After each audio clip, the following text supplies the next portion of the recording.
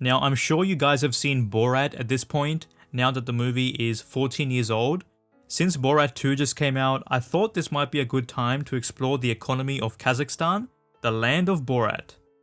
So Kazakhstan's very interesting since we don't really know much about this country, let's face it.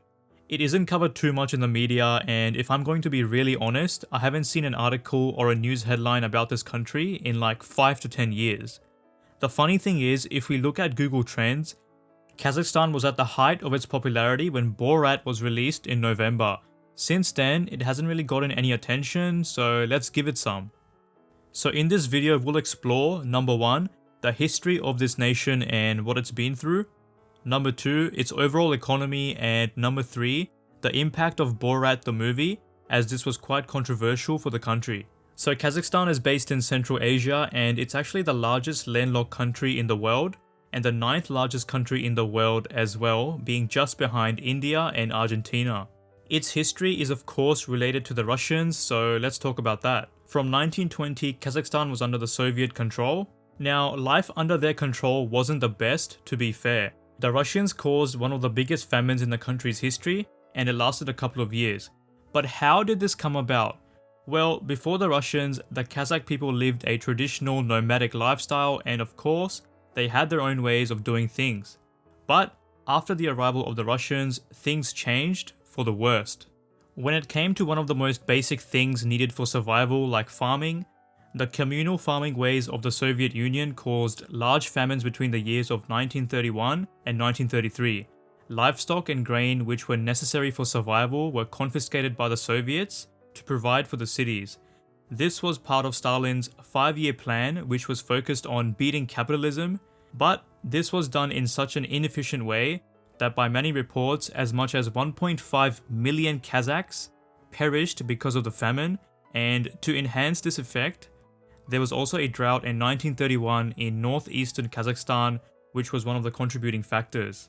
And Kazakhstan wasn't the only victim of this. Ukraine felt the impact as well, and some other regions too. In terms of the USSR as a whole, this famine was one of the largest. Now think of yourself as a Kazakh farmer who just wants to live a simple life as you always have been. Your country has been taken over by these people and you have no choice but to submit to their system or flee the country over to your neighbor like China. You might choose to follow them and live under their rule, or even flee. For the people that chose the latter option, some studies showed that they faced mass violence in doing so. But if you wanted to submit to their system, well, that wasn't too good either. Living a nomadic life that you always have been was suddenly a no-go.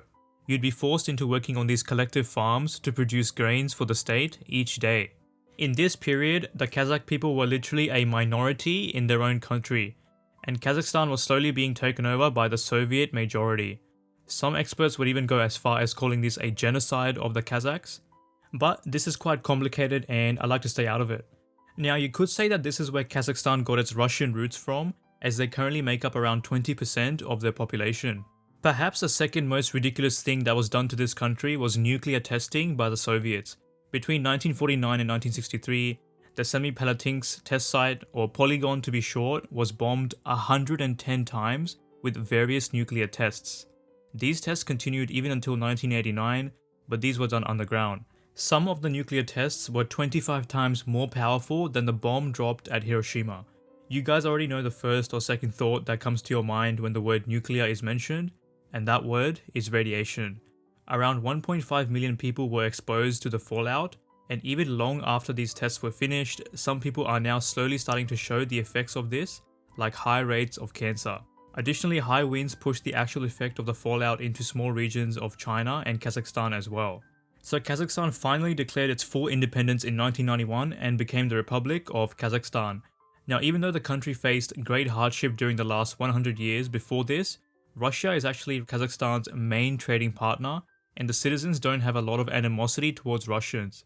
In fact, the national language of the country is Kazakh and Russian, as they both have sizable people who speak this.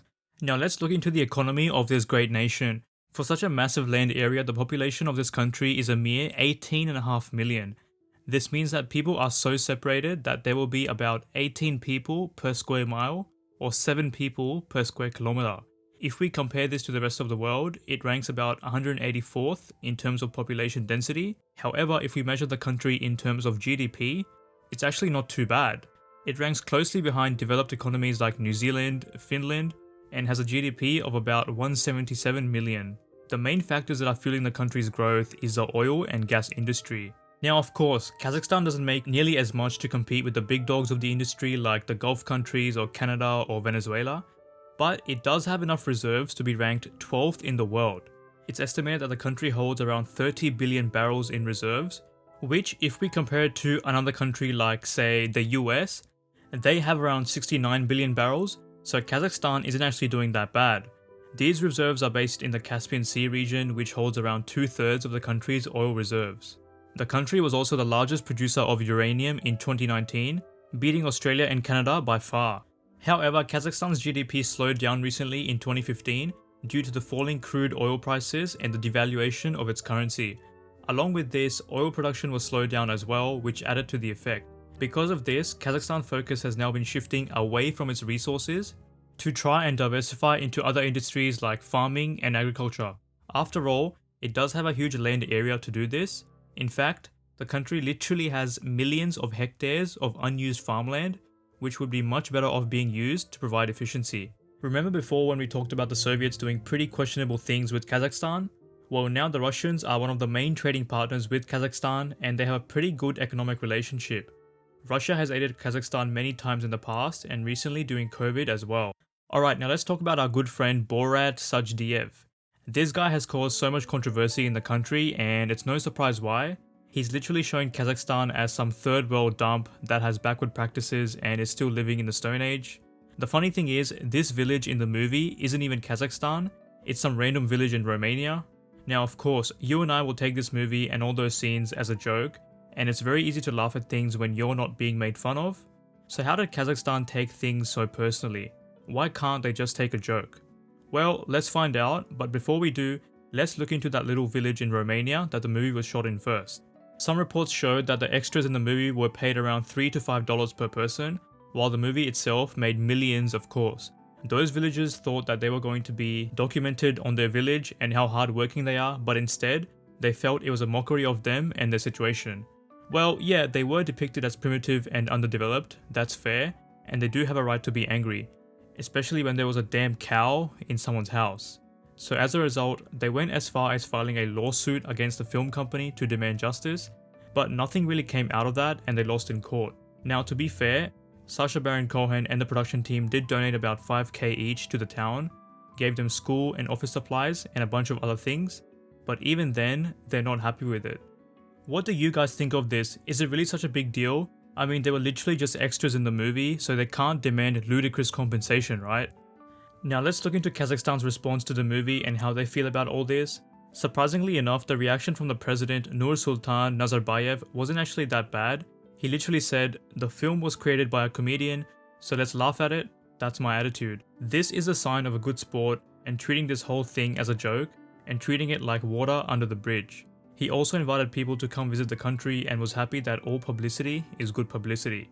But the citizens of course were absolutely angry, as they should be. They banned Sasha's website in the country and made a couple of other threats, but nothing really came out of that. Recently though, before the release of Borat 2, the team have again started to troll Kazakhstan by writing funny tweets, but after a while you can definitely guess that this is coming from them.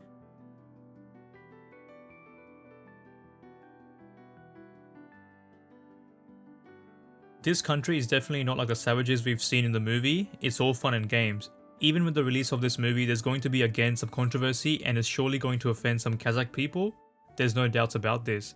What they do need to realize is that their country has improved quite a lot since its early days, with minerals and resources and other things. Sometimes, you just need to take a step back and have a laugh, even at your own expense. It makes you realize a few things. What do you think about the glorious nation of Kazakhstan? I'm assuming barely any of you guys have been there, but would you like to visit one day? Let me know in the comments. As always, please like, share and subscribe and click the notification bell. And I'll see you guys in the next video. Thanks guys.